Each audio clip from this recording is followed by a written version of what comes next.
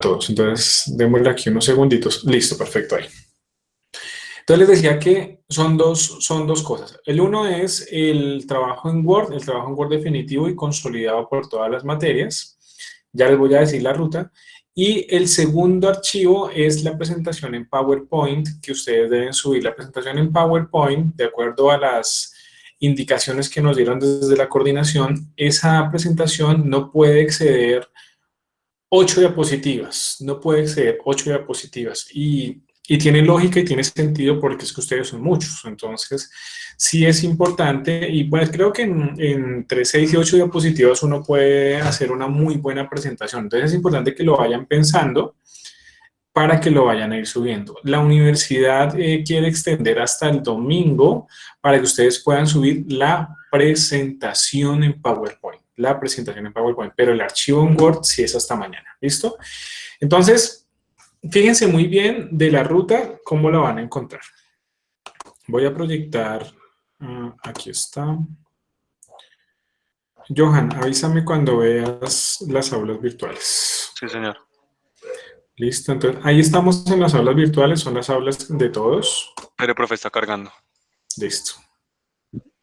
No, ya sé, no carga, ya salió la cargada y no se está viendo usted. Sí, ¿me siguen viendo a mí? Yo veo. Sí. No, sí, profe, ya está ahí. Yo no veo usted. Ya se está viendo el aula virtual. Yo no lo veo usted. Yo no lo veo, yo no lo veo. Sí, ya se está viendo. Johan, Pero, deja de verme a mí y concéntrate en el aula. Es que lo veo como líder, profe, entonces está bueno. Bueno, yo sé, pero por un momento, entonces deja de verme a mí y mira el aula. Pero como, bueno, sí, listo, sí, señor, ya la veo. Listo, entonces ahí estamos en el aula virtual. Bueno, me voy a loguear común y corriente, como ustedes normalmente también lo harían. Ingresamos. Bien. Entonces, las aulas virtuales que vamos a ver son, por lo general, pues las materias que yo doy, ¿sí? Las materias que yo doy, pero ustedes para proyecto integrador, y aquí me perdonan los que no son proyecto integrador, pero con ustedes voy a tener una charlita al final de la clase, voy a hablar en este momento con los que presentan proyecto integrador. Entonces, las materias que ustedes están viendo, pues en este caso son las materias que yo dicto, pero en el caso de ustedes son las materias que ustedes normalmente ven. Al final, bien al final de las materias, van a encontrar unos grupos como estos que ustedes están viendo en este momento.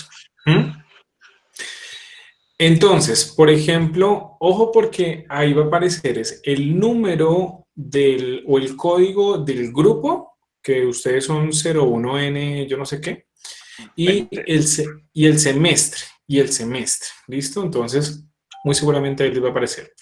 Estas 5 materias, porque son 5, lo que pasa es que una quedó oculta, 5 materias son las que yo tengo de proyecto integrador, pero voy a entrar a la primera solo para mostrarles cómo ustedes la van a ver y qué tiene que hacer el docente de la materia eje para que ustedes se les facilite la tarea. Entonces, van a ubicar la materia eje o el semestre. Entonces, para el ejemplo, voy a entrar a la primera. Cuando ustedes ingresan a eso, este primer pantallazo, lo que pasa es que yo ya lo adapté para estos chicos del primer semestre. Y aquí donde están viendo estas pestañas, hay 10 pestañas que se llaman tema 1, tema 2, tema 3, tema 4, va hasta el tema 10. Lo que pasa es que yo eliminé 6 y solo dejé 4. Entonces, la profesora o el docente de la materia eje les va a colocar dos tareas. Las 2 primeras pestañas son del docente, entonces si ustedes quieren no tienen que hacer nada ahí porque esas son del docente, pero les voy a contar qué va ahí, por si a algunos les da curiosidad. En la primera pestaña, el docente de la materia eje tiene que colocar la prueba o la evidencia que se les pidió a ustedes un primer avance. Durante todo el semestre se les pidió un primer avance, entonces pudo haber sido en el aula virtual, pudo haber sido un correo, pudo haber sido en el Drive, es decir, que se evidencie. Para el caso mío, yo les avisaba, era a través del aula, entonces saqué unos pantallazos y lo metí en el Word y ahí está la evidencia. Lo mismo pasó en el segundo corte. Entonces, en el segundo corte, pues yo dejé otra actividad, dejé la evidencia y ahí lo coloqué. Esas dos tareitas son del docente, pero son como evidencia para los coordinadores del proyecto integrador. La tercera ficha o la tercera pestaña sí es de ustedes, aquí sí comienzan ustedes. Entonces, el docente tiene que crear una tarea. Tiene que crear una tarea. ¿Para qué? Para que individualmente cada estudiante pueda subir lo siguiente. Ya les voy a contar. Yo a esta pestaña la nombré trabajo final en Word. Entonces, entran ahí y yo les coloqué una observación y dice lo siguiente. Y esto es lo que ustedes tienen que hacer también en sus materias. Dice, estimados estudiantes, de forma individual deben crear una hoja en Word donde esté la URL que lleve a la carpeta del Drive. Recuerden que en este trabajo deben estar todas las materias del proyecto integrador. La información que debe tener la hoja en Word es nombre del proyecto, materias integrantes. Entonces, si el estudiante ingresa ahí, lo que pasa es que el grupo de Johan, por ejemplo, el grupo de Johan son 3 estudiantes. Entonces, para que cada uno no suba un trabajo, porque se colapsaría la plataforma, se caería y además no aguanta más de 1 mega, creo que es por cada estudiante. Entonces, lo que ustedes hacen es coger su trabajito y dejarlo en un Drive. Lo suben a un Drive. Y aquí lo que hacen es, a modo de tarea, crean una hoja en Word, colocan su nombre, el de sus compañeros, colocan el nombre del proyecto y colocan la URL de ese Drive y lo guardan como tarea, lo suben como subir una tarea. De manera que eso lo tienen que hacer todos, cada uno tiene que hacerlo. De manera que cuando uno vaya y mire las tareas, pues todos tienen su tareita ya subidita y le da uno como docente le da clic entonces al enlace y lo lleva al Drive y en el Drive uno puede pues mirar el trabajo. Eso por un lado. Ese es el trabajo en Word. Recuerden que el trabajo en Word debe contener todas las materias. Y por otro lado, también es una tarea, pero se coloca es una presentación en PowerPoint. En este caso, estos estudiantes acá dice un blog, porque son los estudiantes de primer semestre, muchos saben de lo que les estoy hablando, que en primer semestre se hace un blog, pero para el caso de ustedes debe decir es presentación final en PowerPoint. Y es lo mismo, abrir una hoja de Word, colocar los datos y la URL y dejar esa presentación en PowerPoint en un repositorio en el Drive. Okay. Y listo. Entonces, hasta ahí llegamos. Pero Profe, ojo con él. Atención con esto, señor. o sea, entre comillas sería, o sea, entre comillas, o sea, solo se hace como un archivo en Word para dejar la URL de los estos. No se sube nada a la aula, sí al Drive. Exactamente. No se sube nada al aula. ¿Por qué? Porque el aula no nos va a aguantar tanto peso. Claro, hay proyectos integradores con muchas imágenes, con mucho texto, entonces va a quedar muy pesado. Entonces, evitando que los estudiantes se les vaya a caer, que no lo puedan subir, porque ha sucedido, ¿no? Ha sucedido que no lo han podido subir. Entonces, el docente de la materia eje tiene que abrirles un Drive o un repositorio donde simplemente ustedes coloquen la URL y nos lleve a ese trabajo. ¿Listo? Es básicamente eso lo que hay que hacer. Entonces, oído con lo que les voy a contar. El Word debe estar subido a más tardar mañana. El Word debe estar subido a más tardar mañana. ¿Por qué? Porque yo no sé si el docente ya les hizo esta partecita en sus aulas virtuales. Y si no, es importante que la contacten. Y si no los han contactado, es importante que todos tengan listo el Word para que simplemente sea subirlo y ya, eso es cuestión de 20 minutos y sale. ¿Qué pasa? El lunes es festivo, pero a partir del martes y hasta el viernes los docentes vamos a ir entrando a leer cada uno de los trabajos. Cada uno de los trabajos. Esa tarea los docentes la vamos a hacer entre el martes 26 al viernes 29, si estoy bien en los cálculos. Cerrado la semana, vamos a entrar a una carpeta en un Drive. Vamos a entrar a una carpeta en un Drive. Y esa carpeta en un Drive, en ese Drive, tiene una plantilla. Y en esa plantilla, los profes vamos a ir colocando la nota que le vamos a dar al trabajo de Word. ¿Sí? Entonces, el grupo, por ejemplo, de Helen, entonces lo leí, listo, 2.5. El grupo de Margie, lo leí, 1.5. El grupo de Johan, 1.8, y así. Y ahí vamos a ir colocando entonces las notas. Se cierra la plantilla el viernes. Y el lunes siguiente, ya es 1 de junio, empezamos con las presentaciones de proyecto integrador. Muy seguramente, ustedes van a tener que presentar el proyecto integrador la fecha por día en que están viendo la materia eje, o sea, producción. Esa fecha, no sé si es el lunes, el martes o el miércoles, el jueves, yo sé que no porque lo vean conmigo. Entonces tienen que estar muy pendientes y nos vamos a ver a esa hora. Entonces, ojo con esto que les voy a decir a todos también. Tienen que estar pendientes del cronograma que les va a mandar la Secretaría Académica, porque la profesora o el docente de la materia eje les va a mandar un enlace como a una clase común y corriente, va a ser un enlace en Meet, de manera que, a ver, un segundito.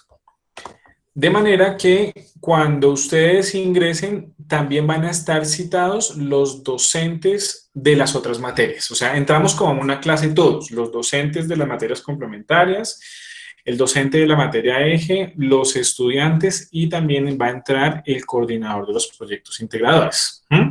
Entonces, va a trabajarse de esa forma. Yo les quiero dar una recomendación y ustedes mirarán si la quieren tomar o no. Es una recomendación que se las hago más como un docente que les quiere colaborar. No pierdan tiempo en los cambios de presentación, porque ahí se pierde mucho tiempo. Entonces, mi recomendación es que traten de integrar las presentaciones en una sola presentación, ¿sí? Bueno, les cuento más bien cómo yo lo voy a hacer y pues ya ustedes mirarán si lo trabajan así con la profe. Yo lo que hago es recopilar todas. ¿Se acuerdan cómo trabajamos el semestre pasado en Fundamentos de Marketing? Que todos ustedes me mandaban una presentación en PowerPoint y yo las integré y simplemente era darle enter, enter, enter y ya comenzó a rodar y no estábamos cambiando todo el tiempo. Espéreme que es que no me carga, que espere que es que el video, que espere que... No, una sola presentación y ya, y no se pierde tanto tiempo. Esa es una recomendación, pero claro, tienen que obviamente comentárselo, si deciden hacerlo así, comentárselo a la profe, porque pues ella es, digamos, es la materia eje y ella es quien se encarga de aprobar o no estas ideas. Entonces, mi recomendación es que no pierdan mucho tiempo en estos cambios de presentación, chicos, porque es tiempo valioso. El tiempo no es mucho también, porque apenas es 1 hora y media pues para tantos proyectos, entonces sí es importante que lo puedan tener en cuenta. Bien. ¿Qué se me queda por fuera? Bueno, ese mismo día la idea es que ustedes de una vez sepan el otro 50% de la nota, o sea, cuánto están sacando, así como lo hacemos cuando estábamos en la universidad, que de una vez se montaba la nota y ya ustedes ya sabían cuánto era el segundo 50%, para que los profes ya podamos subir las notas a Academossoft. ¿Listo? Hablando de notas, me acabé de acordar de algo. Estoy tomando aquí notas. Bien. Bien, ¿alguien tiene alguna pregunta respecto a esto que acabo de explicar, muchachos? Sí, solo una. O sea, en el sentido, el martes, bueno, ayer que era, ayer, el miércoles, se hace la presentación cuando ya nos toca presentar el proyecto de todas, como un día normal, ¿sí? Como el día normal. Sí, Ah, listo. sí. Lo que pasa es que la universidad siempre cuadra los proyectos integradores de acuerdo al horario y a la franja que le toca a la materia eje. ¿M? Si esta hubiera sido la materia eje, pues muy seguramente nos vamos a ver dentro de 8 días en la franja de 6:30 a 8, pero ese no es el caso. Entonces, por eso tienen que estar muy pendientes de la hora. ¿Listo? Bien, si no hay otra pregunta, yo les voy a contar que ya tengo listo. Profe, Señor. profe, respecto al último, qué pena con usted, profe, ahí el último de las tres actividades que dicen acá en el aula que tú pusiste, que la primera, bueno, las dos primeras son de los profes, las otras dos son de nosotros. Pero la tercera, la cuarta sí no la entendí muy bien, pues sé que en la tercera tenemos que poner el link y pues ponemos el URL de todo, pero en la cuarta sí me perdí un poquito, profe, qué pena con usted. No te preocupes. La cuarta, voy a mostrarles una materia que no es blog, sino presentación en PowerPoint. Es que de pronto escogí mal el ejemplo, pero me va a ir mejor con gestión de marketing, que son los de quinto semestre. Fíjense, por ejemplo, en estas 4 pestañas. Aquí también está actividad primer corte, actividad segundo corte, trabajo final en Word, ¿sí? Y la última dice presentación final en PowerPoint, ¿sí? Como los equipos de trabajo pues tienen que presentar su proyecto integrador pues haciendo una presentación en PowerPoint, ¿cierto, Hueso? Entonces, esa presentación ustedes la van a hacer y la van a guardar en un drive, en el drive que la profesora les diga. ¿Mm? Lo que tienen que hacer aquí en esta pestaña es exactamente el mismo ejercicio que van a hacer en la pestaña 3. Abren un Word, ¿sí? Y lo marcan y ya colocan la URL del Drive donde está la presentación en PowerPoint. Ah, ok, profe, sí, Profe, ya, oh, ¿Sí? ya quedé el súper problema es que no porque, tenemos Drive. porque es que, ¿sabes qué, No es profe? un Drive. Ah, ¿no Comento, tienen, profe, no tienen Drive? profe, Dime. profe, pues sí, porque es que, pues digamos que la profesora de ayer, pues digamos que eso sí es algo que la profesora no nos explica, porque es que ella dice, no, es que el trabajo tiene que quedar en el aula, pero es que incluso ayer nos dio un tiempo para subirlo, me tocó enviarle correo con todo porque el aula estaba colapsada, no me dejó subir nada. ¿Por qué no le Y dices según ella, eso a no, ella? que tenía que ser en el aula, pero en el aula Y en nunca, pues, PDF. nos dijo No, ojo porque la recomendación del coordinador de los proyectos integradores fue esa. De hecho, yo tenía la duda, yo lo llamé hoy a su celular, pues pasando por la pena, pero preferí, antes de meter la pata, lo llamé a su celular y le pregunté. Y él me dijo lo que les estoy contando, por eso me atreví a decirles a ustedes. Hay que abrir es un Word. ¿Por qué? Porque la plataforma tiene una capacidad y esa capacidad es limitada, entonces muy seguramente muchos trabajos no los va a poder soportar por capacidad. Entonces, por eso nos recomendó que abriéramos pues en el caso de los estudiantes, que abrieran una hoja de Word y colocaran la URL de un repositorio para que los lleve allá. Una solución podría ser, entonces, si ustedes ven que sus trabajos no son tan robustos y que de cierta manera la plataforma los aguanta, o sea, creo que por trabajo creo que tiene una mega, si están por debajo de esa mega, pues súbanlos, ¿no? Y ya, y con eso pues están cumpliendo. Pero tendrían que hacer el ejercicio. Muy seguramente van a haber grupos de trabajo porque yo he visto los trabajos y son súper robustos, sobre todo por lo que me tienen que entregar a mí. ¿Mm? Porque yo sé que digamos, una gran parte de investigación de mercados es bien gruesa. Entonces ahí yo, digamos, lo que me tienen que entregar a mí se va a comer gran parte de la capacidad del trabajo. Entonces, pues no sé, muchachos, realmente no sé si sea el momento más bien de que alguno de ustedes la contacte y que ustedes abran un drive y lo compartan y que hagan el repositorio allí, chicos, porque les estoy contando las indicaciones que nos dio el coordinador de los proyectos integrales. Profe, qué pena. Y para los que no presentamos proyecto integrador, ¿cómo nos toca hacer este mismo proceso o es...? No, no. Entonces, qué buena, Alejandra, que me estás preguntando eso. Los chicos que no tienen presentación de proyecto integrador, que de todas formas también trabajaron juiciosamente, hicieron una investigación de mercados juiciosos, que hicieron toda la trazabilidad de los proyectos y demás. eh, les voy a proponer algo, pero lo voy a hacer solo con ustedes al final de la clase. ¿Listo? Al final de la clase, si me regalan 10 minuticos, me quedo con ustedes y cerramos ahí. ¿Listo? Básicamente es como que no se queden, o sea, yo tengo que ponerle la nota naturalmente, pero digamos que por indicaciones de la universidad deben presentar parcial, pero hay una propuesta de parte mía para que ustedes también, digamos, puedan, pues Profe, tomamos decisiones al final de la clase, les propongo, señor. qué pena interrumpirle una pequeña pregunta. Lo que pasa es que usted había dicho que podía, ¿cierto? Subir, digamos, una especie de trabajo para las notas faltantes. Entonces, no sé, digamos, profesor, ese tema que, ¿Cuáles notas faltantes? ¿Cómo sabes que te faltan notas y yo ni siquiera las he colgado?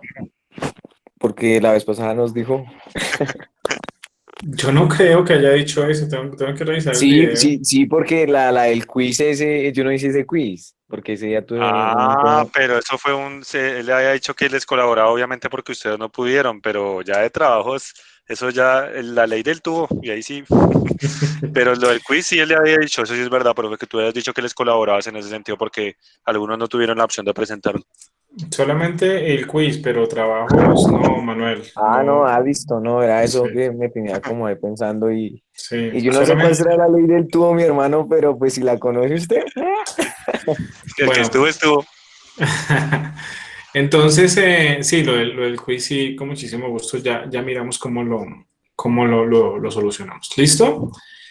Bien, chicos, esas eran como mis aclaracioncitas. Les voy a pedir, por favor, a los que están pendientes de exposición que lo vamos a hacer de una forma muy breve, muy concreta. Muchos de los temas que ustedes van a presentar ya los vimos, entonces, por favor, que nos vayan a hacer más de 3 diapositivas. ¿Listo? Adelante. ¿Quién comienza entonces? Por favor, sean muy, muy concretos. Voy a dejar de presentar acá, interrumpir acá. Nosotros Listo. seguimos, profe. Ya esperar quién presenta. Mona, ¿puedes presentar, por favor? ¿O Margie? No, yo no puedo porque estoy desde el celular, por favor, Ladi. Bueno, porfa, no es tiempo de cuadrar nada en este momento, ya es tiempo de proyectar. Pero yo busco. Listo, mientras Johan busca, entonces, ¿tu grupo también es el de Andrea Juliet Ardila? No. Entonces, Andrea Juliet, por favor. Profe, no me deja Profe, compartir. al fin nos puedes ayudar a proyectar el video. El video no se dejó descargar.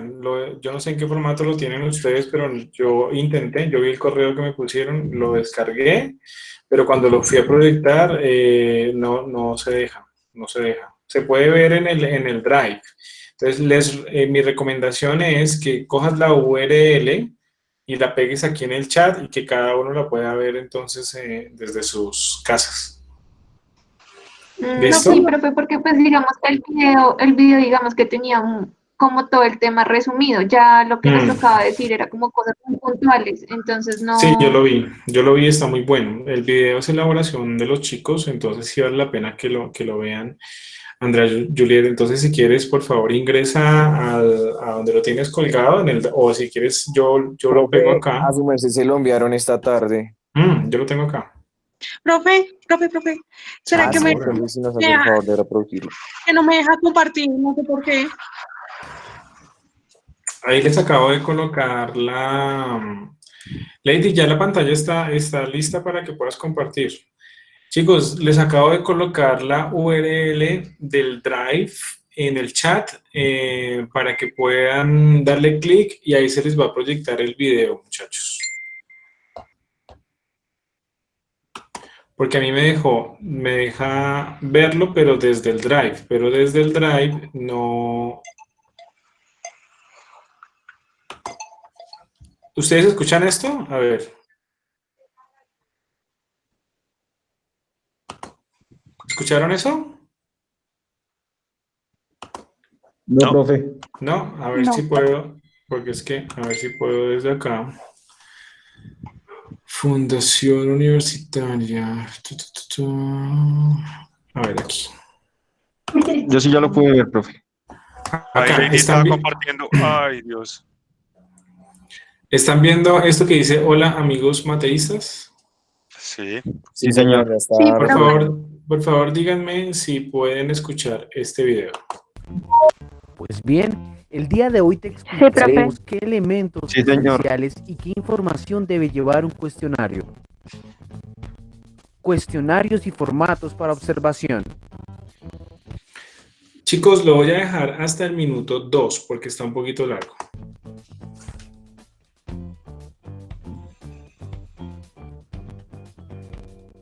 Para empezar, podemos explicar por qué es importante un cuestionario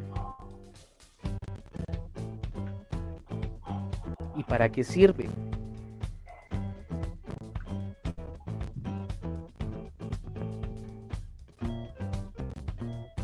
¿Qué tipo de empresas lo usan? Tenemos 3 puntos importantes para determinar la función de los cuestionarios. La primera nos habla de la medición y la recolección de los datos de los encuestados. La segunda, las actitudes.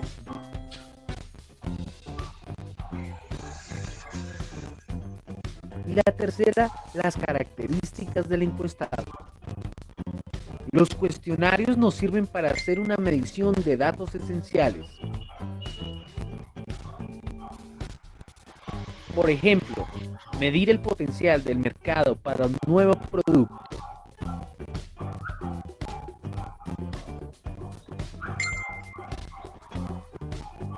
Los compradores de grupos según las características demográficas o psicográficas.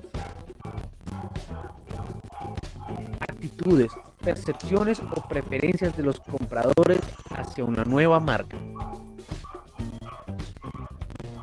Determinar la efectividad de una nueva campaña publicitaria.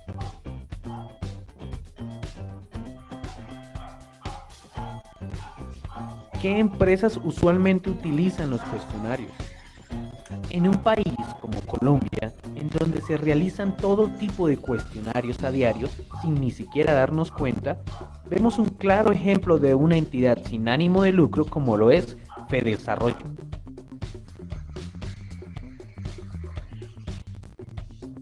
¿Y qué es o a qué se dedica esta entidad? Pues resulta, amigo mateísta, que esta entidad sin ánimo de lucro funciona desde los años 70.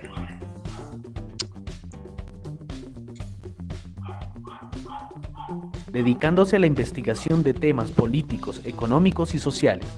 Fedesarrollo ha sido líder en el país en la construcción de indicadores de opinión, los cuales se han constituido en un referente para la toma de decisiones en el país, ya sea desde el ámbito corporativo o desde el frente de las políticas públicas.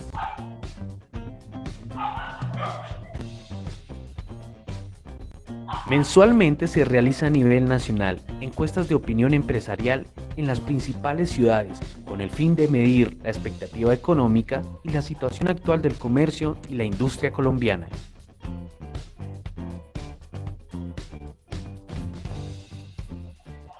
Entonces podemos observar que las encuestas nos favorecen y las necesitamos más de lo que creemos, y en este momento ya sabemos que son un conjunto de preguntas que utilizamos para obtener una información de las personas entrevistadas.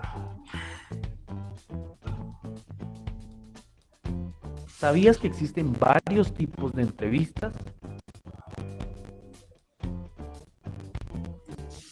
Personal, telefónica y online.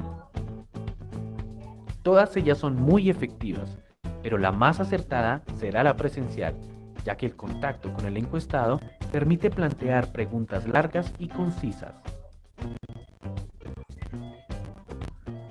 Bien, amigo mateísta, ten en cuenta que para que tu encuesta sea la más efectiva, debes incluir respuestas múltiples dentro de las mismas, y brindar ayudas fotográficas y mapas de descripción para que la respuesta sea más acertada. Tu cuestionario podría tener dos tipos de preguntas: una estructurada, donde es específico el tipo de respuesta, y la no estructurada, donde las preguntas serán de forma abierta y nuestros encuestados responderán con sus propias palabras. Estos son algunos tips que debes tener en cuenta a la hora de realizar eficazmente tus cuestionarios. El investigador debe desarrollar un formato que identifique con claridad la información requerida. Es necesario que el cuestionario se adapte al entorno cultural y no esté sesgado en términos de ninguna cultura. El investigador tiene que evitar los cuestionarios demasiado largos. Al decidir la estructura de las preguntas, debe adaptarse la opción más adecuada en vez de la más conveniente.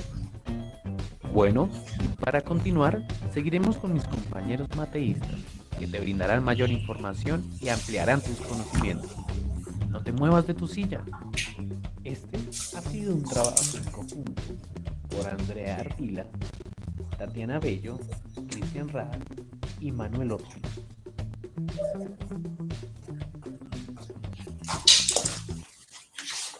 Bueno, muy bien. Entonces ahora sí voy a dejar aquí de presentar y bien, chicos.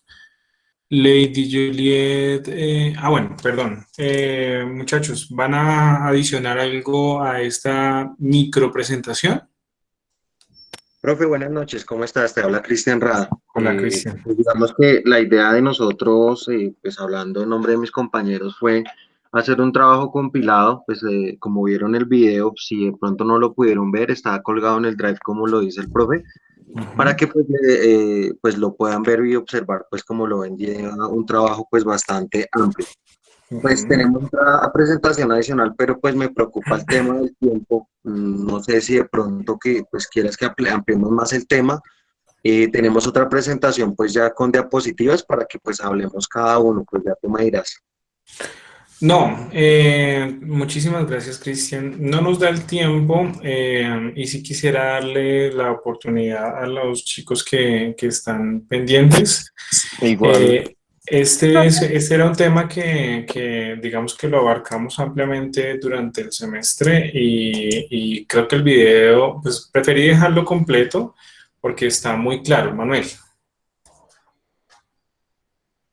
no, ya no. Gracias. Bueno, Manuel, perfecto. Entonces, ahora, si nos queda un pedacito final, pues podemos presentar algo de las diapositivas. ¿Listo? Vale, te Bien. agradezco. Gracias, chicos, de verdad. Señora. Profe, ¿me estás viendo la pantalla? Que sí, te estoy escuchando, pero tienes que dejar de presentar porque tu presentación quedó congelada. Tienes que dejar de compartirla y volver a ponerla para que todos la podamos ver. Exactamente, Lady. Ok, ¿Listo? perfecto. Y ahora vuelve y compártela para que ya te salga en la pantalla grande. Exactamente. Ahora sí ya te estamos viendo. Ponlo en modo presentación, por favor. Son 11 diapositivas, no vamos a alcanzar a presentarlas todas, ¿de acuerdo? Listo. Ahí ya me ven. Ay, Sí, ponlo en modo presentación, por favor. ahí.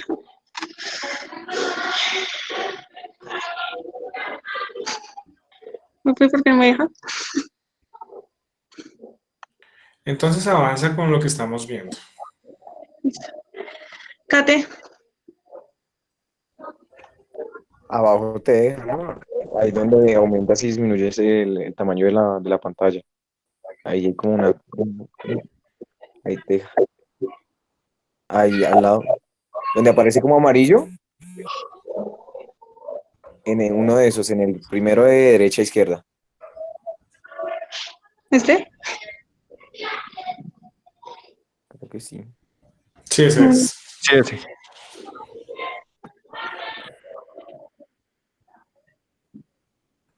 Listo. Listo, profe. Dale.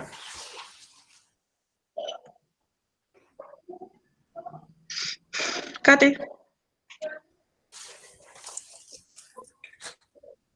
Catherine. Bueno, buenas noches para todos. Hola, buenas noches. Buenas noches. Bueno, buenas noches, profe. Buenas noches. Vamos a hablarles sobre el diseño de la lady, por favor. Espérame porque Catherine y Lady tienen abierto el micrófono. Margie, no te escuchamos bien. Adelante.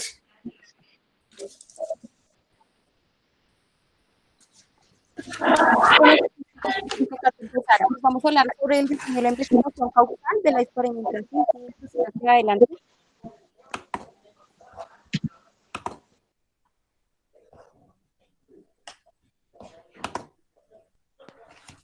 Niñas, por favor, cierren los micrófonos porque no se les está escuchando, solo que hable una porque se les está entrecortando por lo mismo.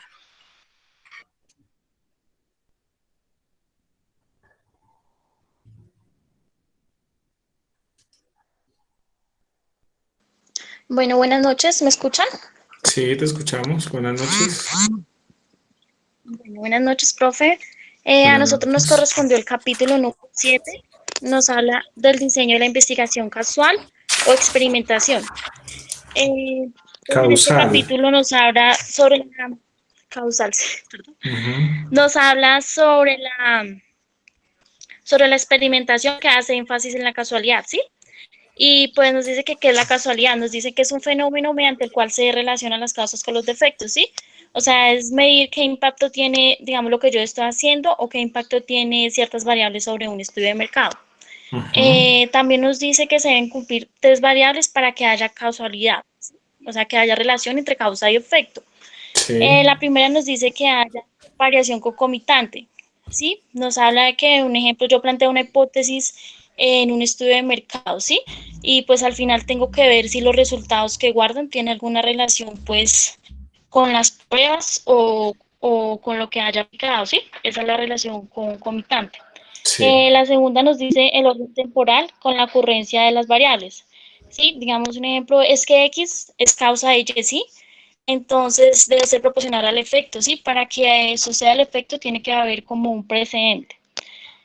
Bueno, la tercera nos dice eliminación de factores causales. Entonces, pues este capítulo también nos habla de las variables extrañas. Nos dicen que son aquellas que pueden surgir cuando estoy haciendo un estudio de mercado, ¿sí? Un ejemplo es, digamos, yo quiero medir qué impacto tiene la publicidad de un producto o en una tienda o un barrio, ¿sí? Pero entonces no va a ser únicamente la publicidad, ¿sí? Pueden haber otros factores que de pronto no tuve en cuenta al hacer este experimento, ¿sí? De pronto puede ser, digamos, la ubicación de la tienda, los espacios, sí, digamos, ese tipo de cosas son las variables extrañas, digamos, que pueden influir en los resultados de mi cliente final. Lady, pásala, por favor.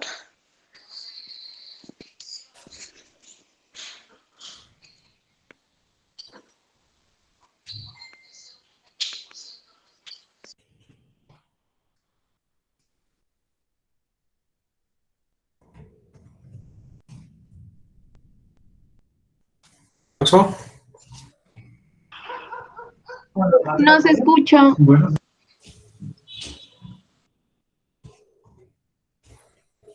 Chicos, ¿a quién le corresponde esta? Lady, continúa. Lady.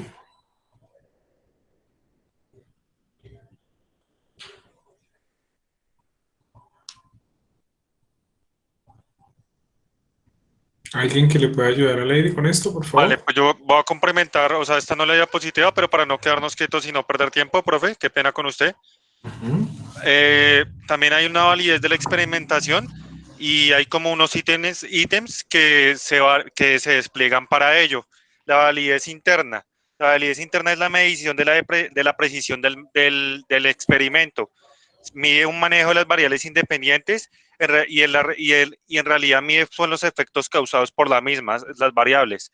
También hay una validez externa, que es la determinación de si es posible generalizar las relaciones causales encontradas entre el experimento, o sea, como una relación entre todo, a ver si hay alguna, o sea, como una relación o algo en común que lleve a una respuesta, es lo que yo pues comprendí. Hay también unas variables, lo que hablaba Catherine, las variables extrañas, que una de ellas es la maduración, que se refiere a como también a los cambios que ha tenido dicho experimento o a las pruebas que ha tenido mediante ese proceso. También los efectos de la prueba son ocasionados mediante el proceso que le estamos contando, digamos, un efecto, digamos, que produce la Coca-Cola entre los muchachos. Entonces, este proceso es el efecto de la prueba. Es como el desglosamiento del experimento, es lo que yo entendí. La instrumentación, que implica cambios de instrumentos de medición, o sea, digamos, los elementos que nos permiten la medición de dichos experimentos, es lo que yo entendí en ese concepto. El sesgo de la selección son las, o sea, tiene que ver con las pruebas de las unidades de prueba de las condiciones de tratamiento. Esto quiere decir que es la asignación de, bueno, este sí no me quedó tan claro, profe, la verdad, pues no sé, este sí se me dificultó, no lo entendí bien. El sesgo es básicamente esos datos que se pueden estar duplicando porque no se están tomando bien. Acuérdense, por ejemplo, en sus encuestas, ciérrame un momentico el micrófono, Johan. Disculpa. Acuérdense en sus encuestas que algunos preguntaron, por ejemplo, ¿cuánto está dispuesto a pagar? Entonces dábamos como unos valores estimados. Entonces habían grupos que colocaban entre 500 y 1,000 pesos como la opción A. Luego la opción B decía entre 1,000 y 1,500. Y la opción C decía entre 1,500 y 2,000 pesos. Entonces, hay un sesgo ahí porque se están duplicando los datos. Es decir, el sesgo lo que hace es tener en cuenta datos que están mal tomados. Entonces, eso puede ser un riesgo, sobre todo en el tipo de investigación causal. ¿Por qué? Porque se está duplicando. Porque las personas que contestaron la A perfectamente pueden entrar dentro de la opción B, porque al seleccionar que están entre 500 y 1,000 pesos, y 1,000 pesos y 1,500, el 1,000 está tocando las dos respuestas. Entonces ahí se habla de sesgos, porque lo correcto es colocar entre 500 y 1,000 y entre 1,001 y 1,500. Con eso se separan las posibilidades y permite hacer dos mediciones diferentes, poder entonces tomar datos independientes y no que estén entrelazados. Entonces, a veces cuando se utilizan, por ejemplo, herramientas como la encuesta, se pueden caer en este tipo de errores. Bien, eso es el sesgo. Entonces eso sería como un filtro para no generar como una duplicidad de la medición. Exactamente, esa duplicidad que tú llamas es lo que se conoce como sesgo. Ok, es que lo que pasa es que como decían muchas cosas que no, pues no, como mucha teoría y la verdad pues no decía algo como explícito, pero qué pena ahí. Tranquilo. ¿Quién sigue? Lady, ¿Profe, me escucha? adelante. No, profe, no preciso, yo tenía esta diapositiva. Pues voy a hablar más o menos algo poquito, ¿vale? Bueno, vale. ¿Vale? Bueno, listo. vale. Entonces, variables independientes es cuando el investigador cambia sus conceptos y empiezas a comparar. ¿Qué empieza a comparar? Varias variables, ¿sí? Entonces empezamos por lo menos las variables independientes, se compara, digamos, el nivel de precios, diseños de empaques y tema de publicidad. Entonces, eso es básicamente lo que él mira. Cuando ya tenga ese concepto claro, entonces pasa a la unidad de prueba. En unidad de prueba se compara lo que son los consumidores, las tiendas y las áreas geográficas. Entonces, se empieza a comparar las variables independientes sobre la unidad de prueba. Después, cuando ya se tengan estos dos conceptos, se empieza a comparar con las variables dependientes. ¿Qué son las variables dependientes? Se compara la variable de ganancias, ventas y participación en el mercado, ¿sí? Bueno, vamos 3. Ahí, después teniendo esas variables, empiezan las variables extrañas, ¿sí? Y se saca lo que en las variables extrañas se hace lo que es su ubicación, su tamaño de tienda y esfuerzo de competencia.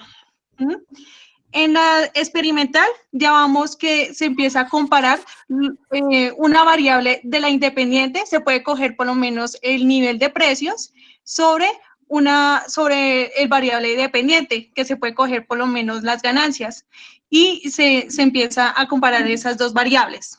Ya cuando tienes un momento, ya digamos en diseño experimental, entonces ya se analizó, digamos, todas las variables, pero unitaria, o sea, cada una. Después se cogen todas las variables y se saca un concepto final y se miden los porcentajes. Ya, profe. Listo, Lady. Gracias. Qué carrerón. Bien. Adelante, chicos. Les quedan 2 minuticos. Sigue. Bueno, Yo ya hablé. sigo yo. Bueno, yo les voy a hablar sobre la clasificación de los diseños experimentales, ¿sí? Se dice que se clasifican en preexperimental, el cual no utiliza procedimiento de aleatorización, o sea, es decir, no controla los factores extraños como lo decía anteriormente Kate, ¿sí? En él se presenta el estudio de caso único y el diseño pretest post-test con un grupo y el otro que es el grupo estático. ¿El qué? El caso único resulta útil para la investigación exploratoria, en el cual solo se expone un tratamiento y se realiza una medición de una variable independiente. En el grupo pretest se realizan 2 mediciones en un grupo de unidades de prueba y no se cuenta con un grupo de control, ¿sí? Mientras que en el grupo estático se coge un grupo completo y se divide en los que se expone el tratamiento y en el que no, ¿sí? También tenemos el diseño experimental verdadero. Acá el investigador decide a quién hacer la investigación y se incluye un tratamiento. En eso se maneja el que es el diseño de pretest también y el diseño con grupo de control. En él se encuentra el grupo experimental que expone tratamiento y el otro no, igual que en el preexperimental.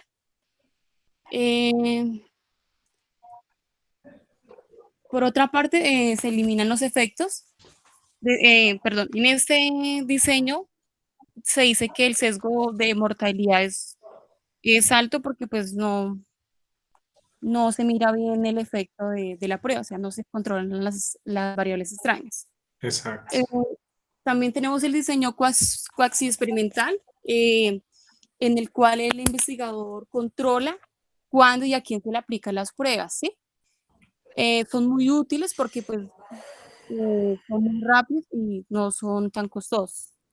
En él se manejan lo que son los diseños de serie de tiempo, que implica una medición periódica, es decir, que se le aplica una prueba a cierta población y pues se mira el rendimiento en cierto tiempo, a ver si funcionó o si no.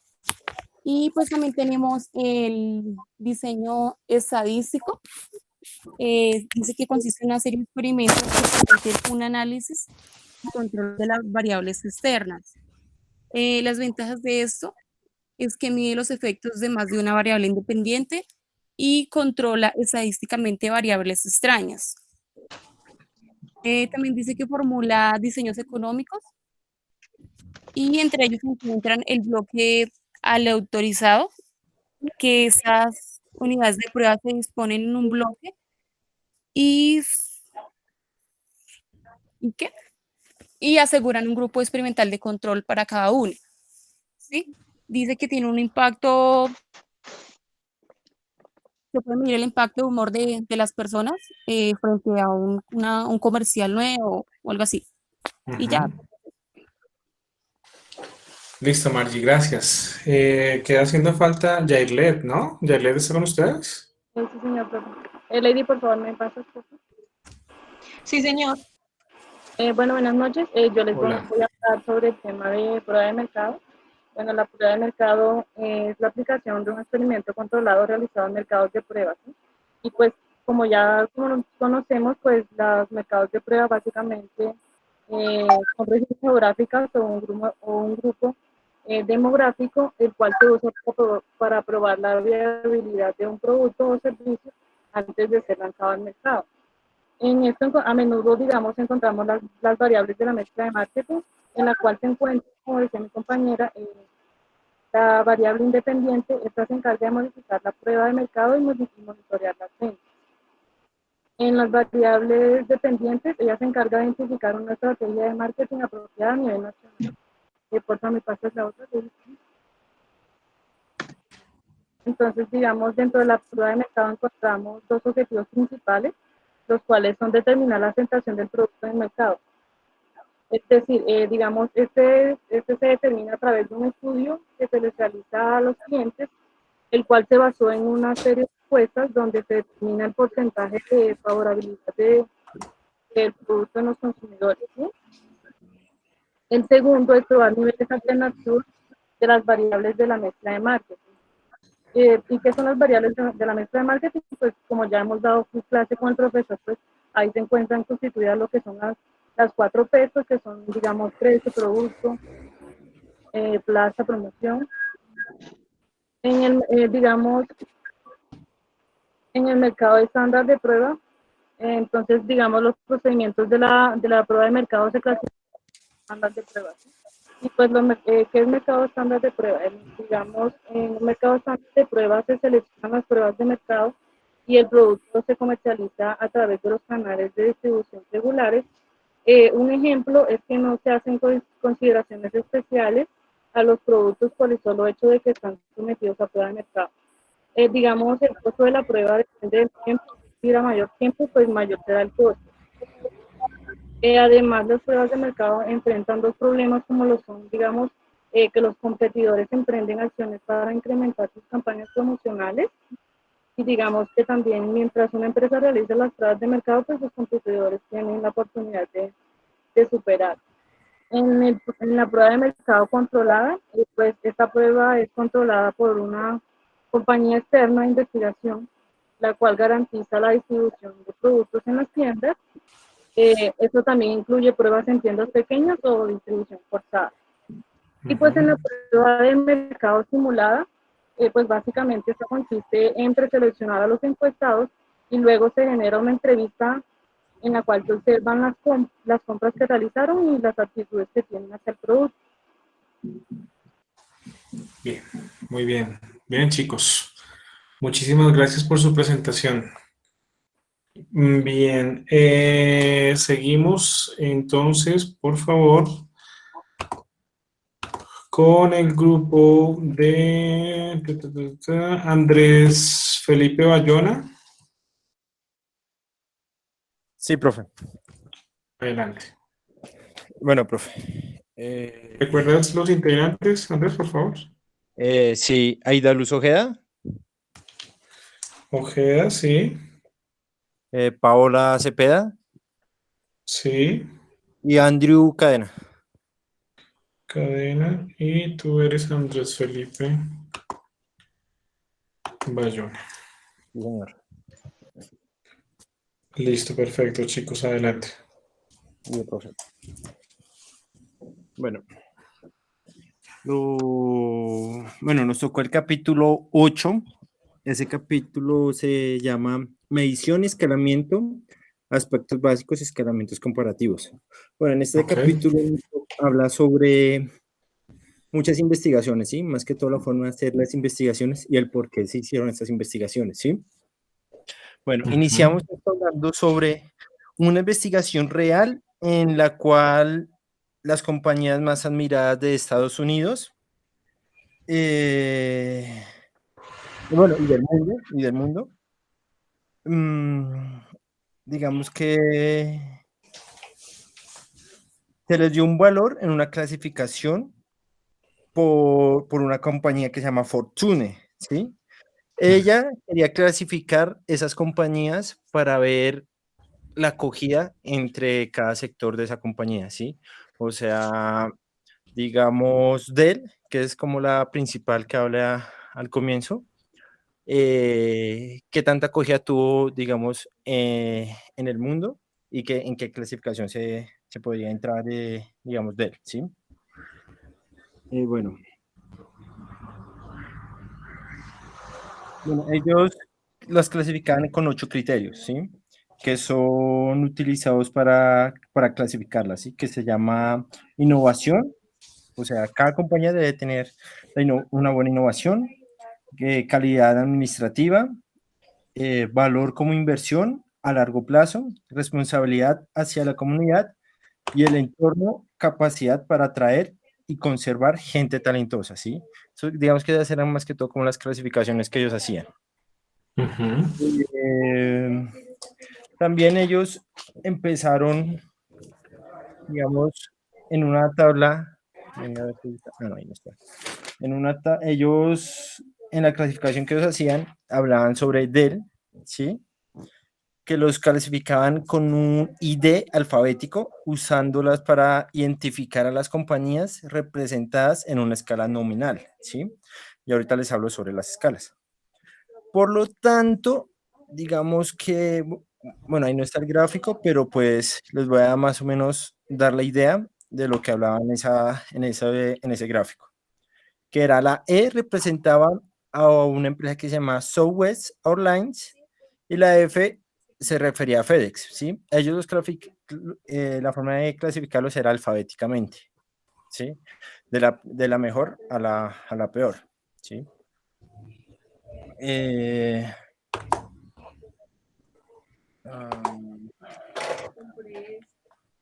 Bueno, digamos que el tipo de medición que ellos tomaban era, ellos inician con su medición y su escalamiento, ¿sí?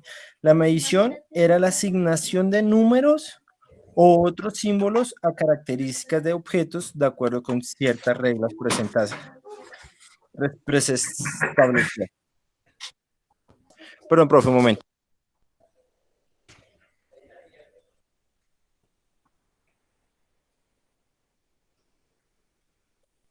Bueno, ya, qué pena, profe. Bueno, también lo que medíamos no era un objetivo, sino alguna de sus características, ¿sí? En la medición que ellos toman eran las características que yo les decía para que se basaban en cada empresa, ¿sí? En la investigación de mercados, los números suelen asignarse por una de dos razones primeras. Los números permiten efectuar un análisis estadístico, ¿sí? En la forma de escalamiento, el escalamiento hablaba era de una generación de un continuo sobre lo que se localizaba los objetos medidos, ¿sí? O sea que era en las escalas que se mantenía cada empresa, ¿sí? Bueno, en la investigación que se hizo, se trató mucho la escala nominal, ¿sí? Digamos que en las escalas de medición básicas hay 4, que son medición nominal, ordinal, de intervalo y de razón. Esas escalas se ilustraban en una figurita que había ahí, pero bueno, ahora ahí está, la 8.1. Bueno, ahí hablaba de la nominal, que son los números asignados a corredores, ¿sí? Como, por ejemplo, los futbolistas o la mayoría de los deportes que tienen un equipo, les dan un número, asignándoles cada número una función, ¿sí? Sí. Es una escala nominal. La ordinal es un ordenamiento por rangos de los ganadores, o sea, al final queda el primero, segundo, tercero. Esa era la escala ordinal que se manejaba en esos tiempos. Que se maneja, perdón. Y de intervalos son las calificaciones que se dan de 8.2, 9.1, 9.5, son como calificaciones nada más, ¿sí? Una forma de basarse en los datos, de cómo quedaba, digamos, en ciertos datos lo que se quería investigar o lo que se quería encontrar información, ¿sí? Okay. Es de un tiempo para terminar en segundos, o sea, eso ya era una forma de clasificar por los segundos, eso ya es como en carreras y cosas así, ¿sí? Déjalo hasta ahí, Andrés Felipe, déjalo hasta ahí en estas escalas de medición básica. La nominal, la ordinal, la intervalo y la de razón. Creo que era como lo que necesitábamos saber en este caso.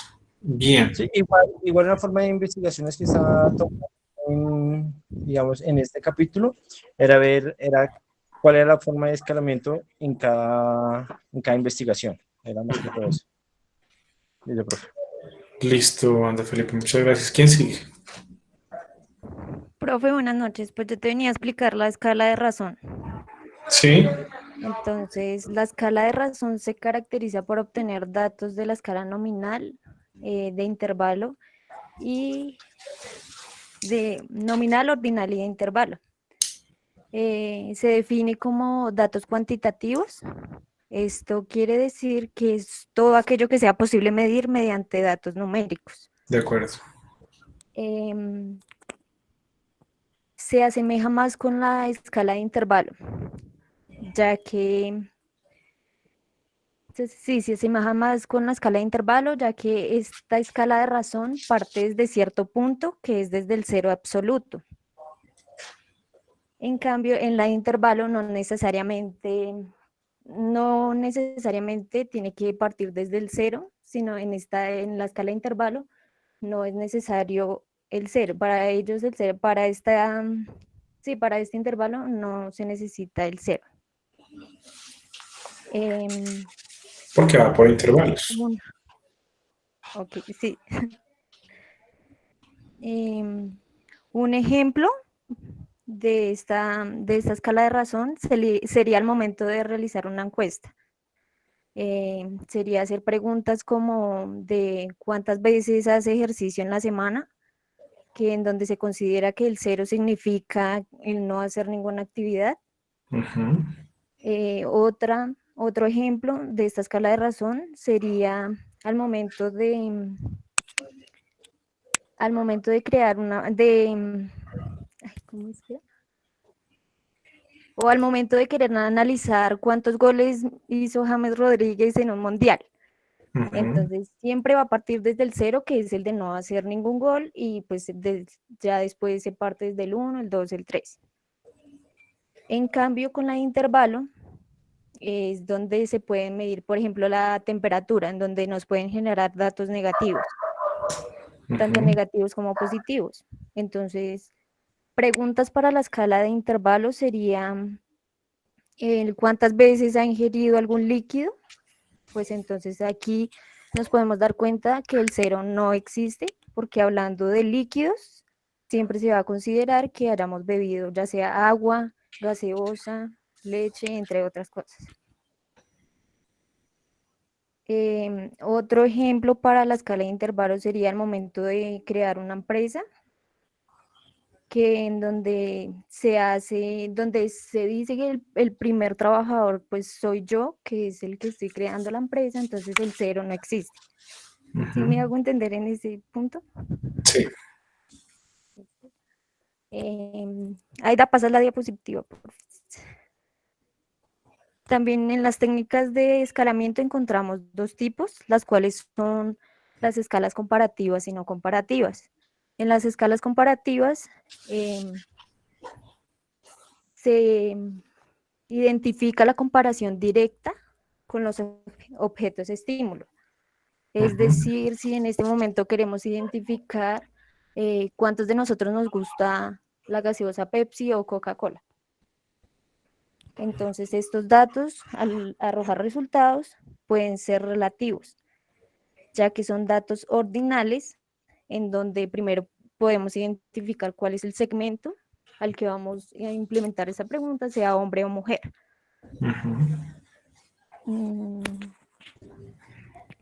También nos puede generar como una inclinación en las respuestas al momento de reconocer como el gusto, si fue positivo o negativo, al momento de si se hace como una inclinación, si fue positiva la respuesta o negativa en la respuesta.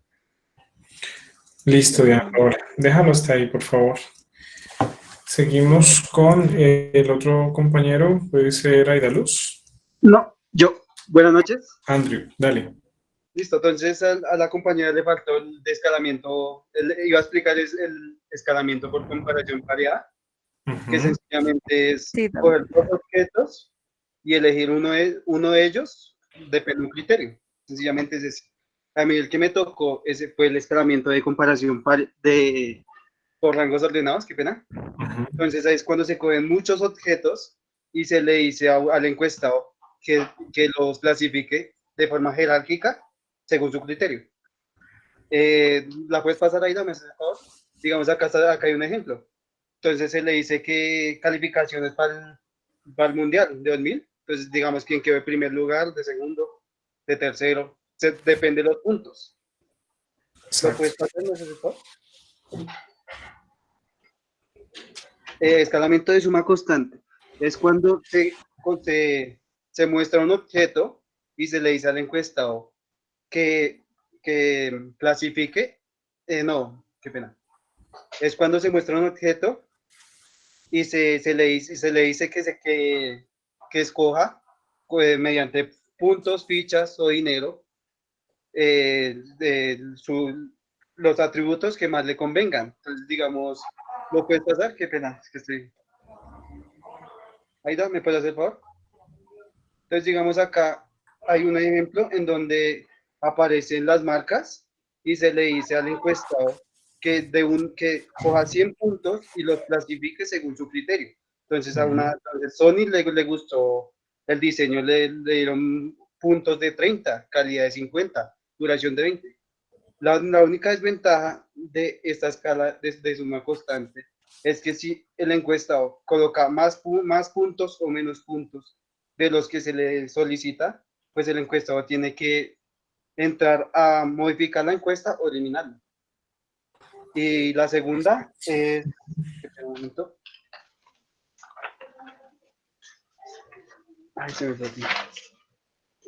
Bueno, que puede haber un error en el redondeo por coger muy pocos encuestados. Y ya, eso sería todo. Listo. Buenas Ahora sí, noches. Aida Luz. Buenas noches, profe. Buenas noches.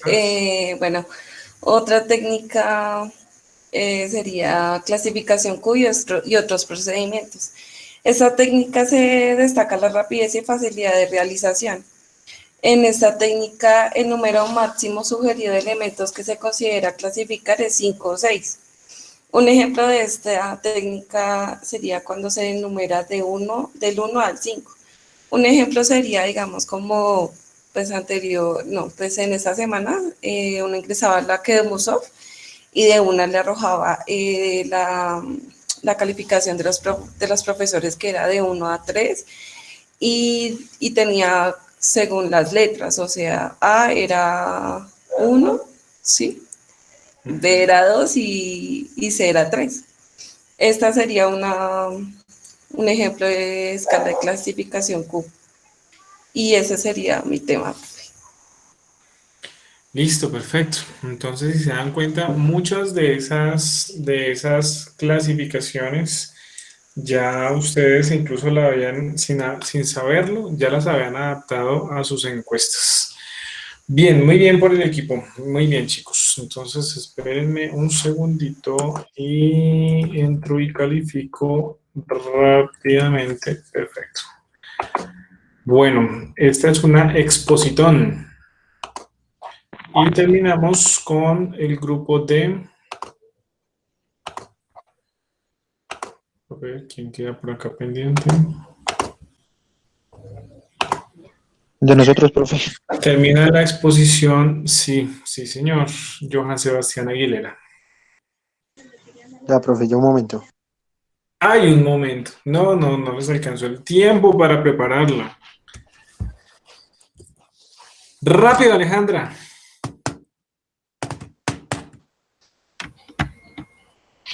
Esperen un segundito.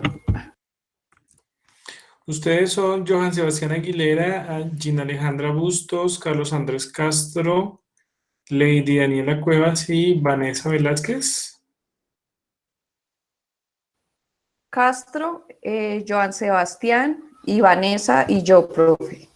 Los 4. Profe, Cuevas era con nosotros.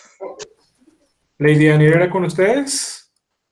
Fernando, Helen y Yesenia.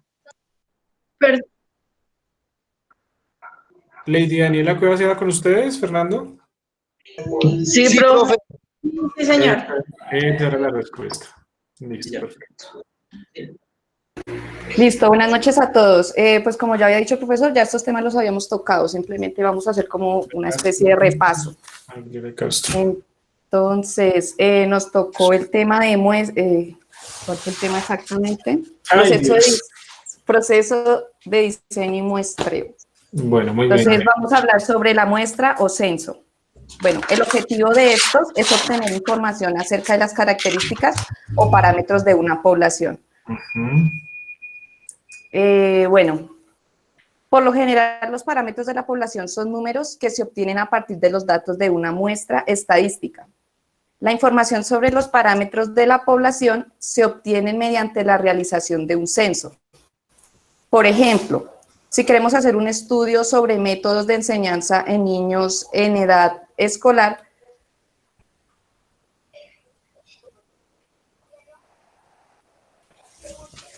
Alejandra. sí, profe, en edad escolar de un... Uy, espere que me dieron los nervios. En edad escolar de un determinado distrito, no vamos a efectuar la investigación con todos los niños de la comunidad. Primero se hace un censo para luego tomar la muestra significativa de ese universo de infantes, ¿no?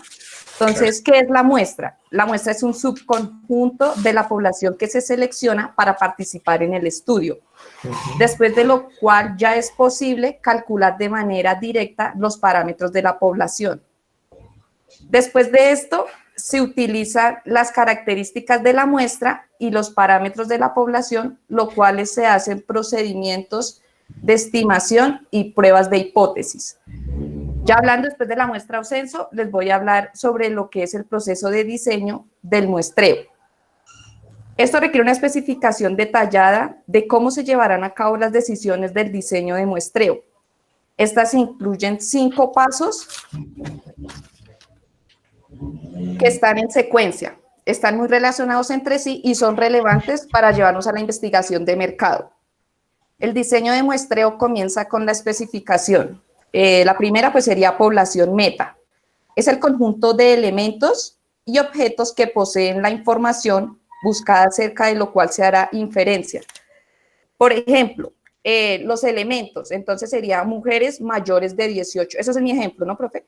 Sí. Los elementos, mujeres mayores de 18 años, las unidades de muestreo serían hogares, la extensión sería pues aquí Bogotá, Distrito Capital, y el tiempo real en el que estamos ahorita, año 2020. El segundo factor que seguiría sería la determinación del marco de muestreo. Es la representación de los elementos de la población meta. Es un estado o conjunto de instrucción para identificar la población meta. Ejemplo, sería buscar guía telefónica, lista de correos, el directorio de una asociación que lista las empresas de una industria para así poder hacer la representación de los elementos para la población meta. Claro. El tercero sería la elección de una técnica de muestreo. Pues es la muestra tradicional o bayesiano, muestra con o sin reemplazo, muestreo probabilístico o no probabilístico, el cual nos determina pues qué tipo de muestra sería. Que ya ustedes son duchos en eso. Duchos. ¿Señor? Ya todos son unos duros en eso. Sí, señor. Ah, bueno, muy bien. Bueno, el cuarto sería pues determinar el tamaño de la muestra. Número de elementos que deben incluirse en el estudio, considera los aspectos cualitativos y los cuantitativos. Y pues sería eso. Ya puede continuar el siguiente compañero. Alejandra, muchas gracias. ¿Quién sigue, chicos? Les quedan 4 minutos. Yo, profe, pues a mí me tocó pues, la clasificación del muestreo y ahí es pues, más o menos como el tamaño y pues a la población a la que se va pues a consultar y el tipo de muestra que se les va pues a aplicar a los clientes o a las personas que se van a encuestar. Adicional a eso, pues también existe pues la etapa del muestreo aleatorio simple, el muestreo estratificado Estratificado. y el simple, el sistemático y el conglomerados, que son pues como las clasificaciones como tal, pues para aplicar el muestreo. Ya ustedes ya saben en qué consisten todos esos, no solo los de la exposición, sino todos. Listo, Carlos Andrés, ¿vas a agregar algo más? Bueno, No, profe, sigue Johan. Si no estoy mal. Johan sí. Sebastián. Bueno, profe, pues aquí básicamente hace un resumen rápido sobre las técnicas. El muestreo a juicio intencional u opinático es, pues, básicamente son los elementos ya seleccionados a juicio del investigador. Por conveniencia, se eligen los elementos pues, que se muestran a mayor alcance del investigador. El voluntariado, pues el informante voluntariamente suministra la información pues sin ser seleccionado. Hay otra que es, digamos, la bola de nieve, que este método, o sea, no lo vimos, creo, profe. Este método, pues, es un método de muestreo, pues, que es muy raro y de forma limitada a un subgrupo muy pequeño de la población.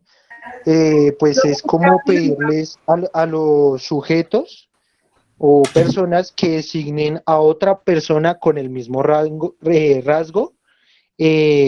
como el próximo sujeto, o sea, decirle a una persona X que se está encuestando para decirle a otras personas. Un ejemplo sería, digamos, un paciente, un médico que está haciendo una investigación sobre un paciente de COVID-19 y decide, pues, hacerle un estudio sobre eso y, pues, recurre al paciente y, pues, este paciente le va derivando a los conocidos, o sea, con los que tuvo contacto. Ese sería básicamente el muestreo de bola de nieve. En el muestreo probabilístico aleatorio simple, básicamente pues se selecciona aleatoriamente a las personas para que representen la muestra. En el sistemático se establece un parámetro, o sea, cada rango de personas se selecciona. Depende de la muestra. En el estratificado se selecciona por métodos ¿de qué? De estratos o géneros, ya sea para depender hacia la muestra que se está estudiando. Y por último, en el conglomerado, aquí se selecciona un grupo necesario, o sea, no es necesario conocer todos los individuos a estudiar, pues basta con numerar pues con los números de grupos y todo eso para así poder investigar pues esa muestra. Aquí también se plantea otra cosa que es cómo elegir el muestreo correcto. Aquí en el muestreo no probabilístico se puede elegir por limitaciones de recursos, por tiempo, dinero o trabajo. En el muestreo probabilístico, aquí se tiene que depender cuando se tiene que reducir el sesgo en la muestra o cuando el sesgo es mínimo. Las ventajas que tiene este muestreo probabilístico, pues es arma una muestra muy sencilla, la primera, resulta más fácil, ya que no requiere un marco de muestreo así como el no probabilístico. Se toma pues en cuenta las subpoblaciones y tiene más precisión. La desventaja que tiene este es que a veces resulta un poco preciso y calcular, entonces eso resulta muy difícil. También resulta complicado elegir variables de estratificación y pues eso es un poquito costoso, ya que se está escogiendo en realidad la muestra. En algunos casos se puede disminuir el aspecto de la representatividad.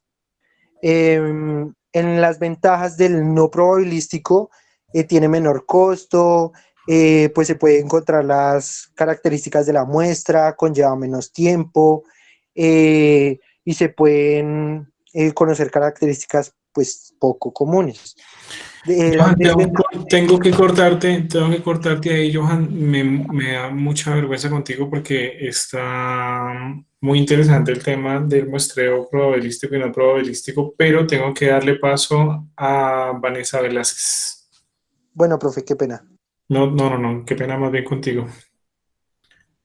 Vanessa, termina, por favor. Sí, profe, ya.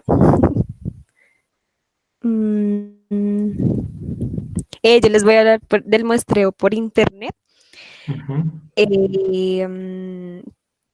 El muestreo en línea, las encuestas y el muestreo por internet ofrecen muchas ventajas. Los encuestados pueden completar la encuesta cuando les resulte conveniente y la obtención de los datos es muy rápida. Un problema importante relacionado con el muestreo por internet es la representatividad, ya que en algunos países muchos hogares no cuentan con tecnología y acceso a internet, lo que hace que muchas personas no puedan contestar la encuesta y nosotros no podamos saber qué piensan ellos.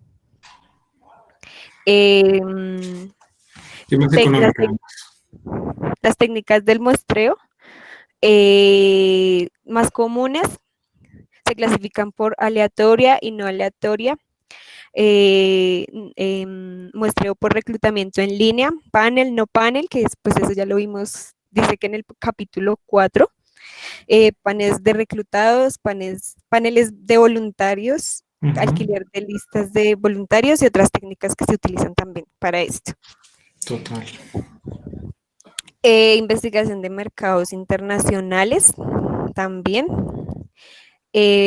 La realización del proceso de diseño de muestreo en la investigación de mercados internacionales rara vez es una tarea sencilla, ya que en algunos países de América Latina, por ejemplo, los niños desempeñan un papel relevante en la compra de cereales infantiles.